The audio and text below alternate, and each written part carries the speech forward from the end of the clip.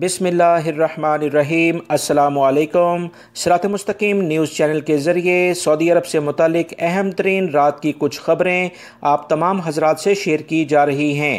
دوستو ویڈیو مکمل دیکھیے گا، بہت اہم معلومات ہیں، اور ویڈیو لائک کر کے شیئر آگے اپنے دوستوں سے بھی کر دے گا تاکہ وہ بھی یہ معلومات جان سکیں۔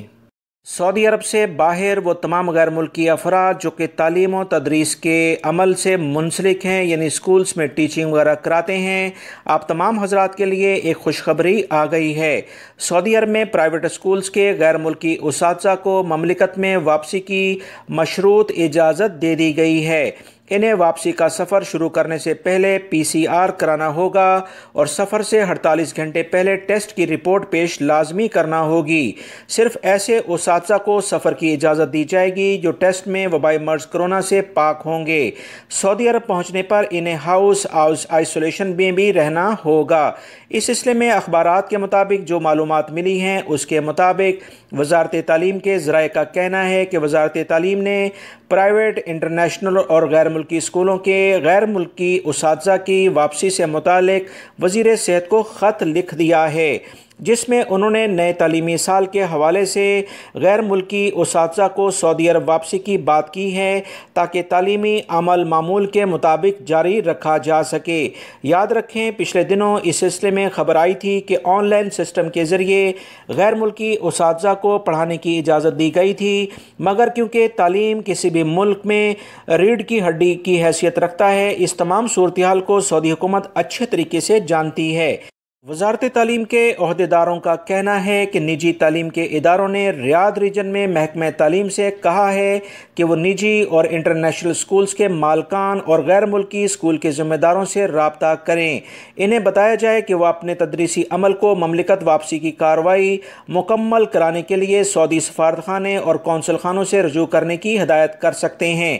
سعودی وزارت تعلیم نے اس سلسلے میں وزارت صحت کو باقاعدہ خط لکھنے کے بعد یہ بتایا ہے کہ انشاءاللہ غیر ملکی اساتذہ جو کہ تعلیم کے شعبے سے منسلک ہیں وہ واپس آ جائیں گے۔ اس سلسلے میں کچھ شرائط رکھی جائیں گی جس پر عمل درآمد کرنے کے بعد یہ تمام غیر ملکی بہت جلد سعودی عرب میں موجود ہوں گے۔ لہٰذا دوستو اس سلسلے میں نے آپ کو بتایا تھا کہ کچھ شعبوں میں غیر ملکی اساتذہ یا دیگر کارکنوں کو لانے کے لیے اقدامات کیے جا رہے ہیں، یہ اس کی جانب ایک پہلا قدم ہے۔ سعودی عرب میں وبائی مرض کرونا کے پھیلاؤ کو روکنے کے لیے جو قانون نافذ کرنے والوں نے لاک ڈاؤن نافذ کیا تھا، اس کے خاتمے کے بعد الحمدللہ اب سعودی عرب میں حالات آہستہ آہستہ معمول پر آ رہے ہیں۔ تاہم ابھی تک انٹرنیشنل فلائٹس بحال ہونے کے بارے میں کوئی بھی سرکاری اعلان جاری نہیں کیا گیا ہے۔ سعودی سول ایویشن کے ذرائع کا کہنا ہے کہ جیسے ہی اعلیٰ حکام کی جانب سے اس بارے میں احکامات جاری کیے جائیں گے، تمام افراد کو مطلع کر دیا جائے گا۔ ایک بھائی نے سوال کیا جوازات سے کہ میری والدہ میرے اقامے پر ہیں، وہ خروج عود یعنی چھٹی پر پاکستان گئی ہوئی ہیں، ان کا یہ ایگزٹ ری انٹری ویزا ختم ہو گیا ہے، میرا اقامہ آئندہ ماہ ختم ہونے والا ہے، میرے والد کا خروج عود کینسل کرانے کے لیے اب میں کیا کروں؟ اس سلسلے میں یاد رکھیں جوازات کی جانب سے جو اعلامیہ جاری ہوا ہے وہ تمام غیر ملکی افراد جن کی فیملی اس وقت ان کے ملکوں میں پھنسی ہوئی ہے وہ واپس نہیں آ پا رہے، فیملی کا وہ شخص جس نے انہیں اپنے اقامے پر بلایا تھا یعنی سربراہ ہے، ان کا کفیل ہے، وہ ان کا اقامہ تجدید کروا سکتا ہے۔ جوازات نے اس سلسلے میں یہ چھوٹ دی تھی کہ آپ فیملی کا ٹیکس پے کریں، اور اس سلسلے میں وہ اگر سعودی عرب سے باہر بھی ہیں تو ان کا اقامہ تجدید ہو جائے گا۔ اس سلسلے میں غیر ملکی افراد کو پریشان نہیں ہونا چاہیے۔ ایک اور غیر ملکی نے جوازات سے پوچھا کہ وہ پاکستان جانا چاہتا ہے، اس کے کفیل نے اس کا حروب لگا دیا ہے، وہ خود مشکلات کا شکار ہے، ملازمت بھی نہیں، اسے کیا کرنا چاہیے؟ دوستو اس سلسلے میں آپ کو بتاتا چلوں کہ جوازات اور دیگر ادارے ایسے تمام لوگ جن کے حروب لگ چکے ہوتے ہیں انہیں یہ مشورہ بھی دیتے ہیں کہ اگر آپ کی کفیل کمپنی آپ کا حروب غلط طریقے سے لگاتے ہیں تو اس کے خلاف کارروائی ہوگی، لہٰذا فوری طور پر ہم سے رجوع کیا جائے۔ بہت سارے غیر ملکی افراد اس سلسلے میں ان سے رابطہ نہیں کرتے، لہٰذا جس کی وجہ سے وہ مزید مشکلات میں گھرتے جاتے ہیں۔ فوری طور پر تمام ثبوت لے کر لیبر کورٹ یعنی کہ مکتبہ عمل جائیں، وہاں سے آپ کا کیس لیبر کورٹ میں منتقل ہو جائے گا۔ آپ کے کفیل کمپنی کے خلاف اگر انہیں غلط حروب لگایا ہے تو اس کے ثبوت دیں، جس کے بعد ان کے خلاف کارروائی ہوگی۔ القصیم میں پولیس نے ایک پاکستانی شہری کو زیر تعمیر عمارتوں سے کیبل چرانے کے الزام میں گرفتار کر لیا ہے۔ پاکستانی شہری جس کی عمر 30 سال کے قریب بتائی جا رہی ہے، اس نے الیکٹرک کیبل، کاپر بریکر اور تانبے کی تاریں، دیگر تاریں جو تھیں وہ چوری کیں اور اس طرح سے بہت ساری جگہوں سے یہ وارداتیں کی ہیں۔ اس کے قبضے میں 500 کلو کیبل بھی برآمد کی گئی ہے۔ مزید تفتیش اور سزا اور جرمانے کے لیے اسے پبلک پروسیکیوشن کے حوالے کیا گیا ہے تاکہ اسے جرائم کے مطابق سزا دی جا سکے اور اس کے بعد ڈیپورٹ کیا جائے۔ ریاض پولیس کی تفتیشی ٹیم نے سیکیورٹی اداروں کے یونیفارم تیار کرنے والے درزی کو غیر قانونی طور پر عسکری عہدوں کی علامات رکھنے کے الزام میں گرفتار کر لیا ہے۔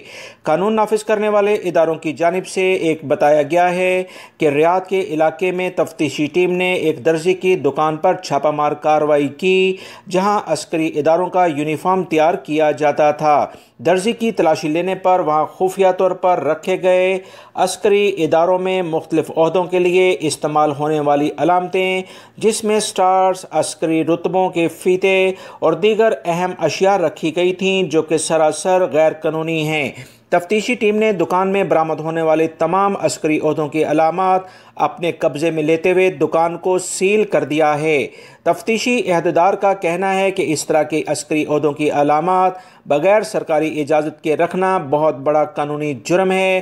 عہدیداروں کا مزید کہنا تھا کہ عسکری یونیفارم تیار کرنے والے درزیوں کو لائسنس جاری کرتے وقت اس بات کا پابند کیا جاتا ہے وہ کسی شخص کا یونیفارم اس وقت تک تیار نہیں کرے گا جب تک اس بارے میں تصدیق نہ کر لی جائے کہ وہ متعلقہ ادارے کا ہی اہلکار ہے، جبکہ ایسی علامات جو عسکری عہدوں کی نشاندہی کرتی ہیں رکھنے کے لیے وزارت داخلہ سے باقاعدہ NOC جاری کیا جاتا ہے۔ عسکری یعنی فوجی عہدوں کی علامات تیار کرنے والے اداروں کو سرکاری طور پر مقررہ مدت کے لیے NOC جاری کیا جاتا ہے جس کی باقاعدہ سخت نگرانی بھی کی جاتی ہے۔ تفتیشی ٹیم کے عہدیداروں کا کہنا ہے کہ غیر قانونی طور پر یونیفارم اور عسکری عہدوں کے نشانات فروخت کرنا بہت بڑا سعودی عرب میں جرم ہے جسے مجرمانہ کارروائی کے لیے بھی استعمال کیا جا سکتا ہے، لہٰذا ایسے غیر ملکی ہوں یا سعودی شہری انہیں سخت جرمانے اور سزائیں دی جاتی ہیں۔ سعودی عرب میں تعلیم اور تربیت کا تجزیہ پیش کرنے والے ایک کمیشن کی حالیہ رپورٹ سامنے آئی ہے جس میں مملکت میں طلبہ اور طالبات کو تعلیمی خدمات پیش کرنے والے عملہ اپنے پیشے سے خوش نہیں۔ سعودی گیزٹ کے مطابق اس سلسلے میں جو اطلاعات آئی ہیں کہ کمیشن نے ایک رپورٹ میں انکشاف کیا ہے کہ سعودی عرب میں تعلیم اور تربیت کے شعبے میں سعودی اساتذہ کی تعداد پہلے ہی کم ہے۔ Training and educational learning international survey کے مطابق 29.7 کے مقابلے میں تقریباً 12.2% اساتذہ نے اسکول میں کام کرنے کی باقاعدہ تربیت حاصل کی ہے۔ اسی رپورٹ کے مطابق 38.8% اساتذہ کے لیے دوسرے ممالک کی طرح پیشہ ورانہ تربیت حاصل کرنا لازمی قرار دیا گیا ہے اور یہ تعداد 24% بنتی ہے۔ 27% مرد اساتذہ، 24% خواتین اساتذہ نے تعلیمی پیشے کے انتخاب پر کافی افسوس کا اظہار کیا ہے۔ یہ تناسب بڑھتا جا رہا ہے۔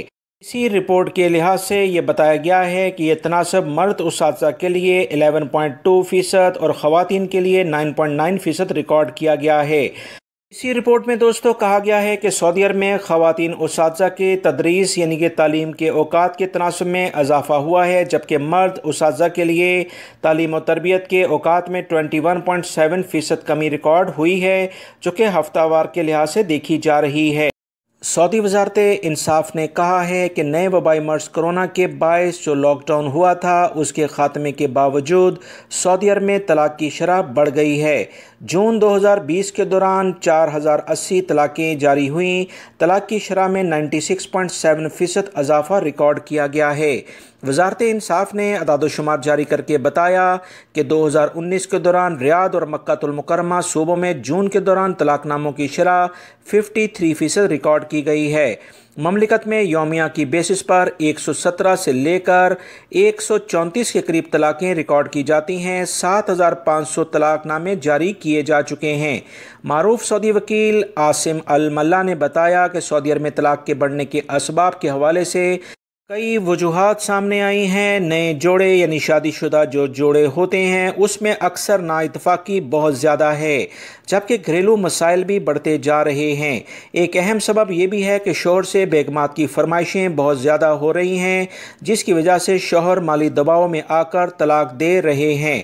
سعودی وکیل کی جانب سے مزید کہا گیا ہے کہ بہت سارے افراد اپنے فرائض کا انہیں پتہ نہیں ہوتا، اسی وجہ سے شادی کے بعد غلط فہمیاں پیدا ہوتی ہیں، جس کا نتیجہ طلاق تک پہنچ جاتا ہے۔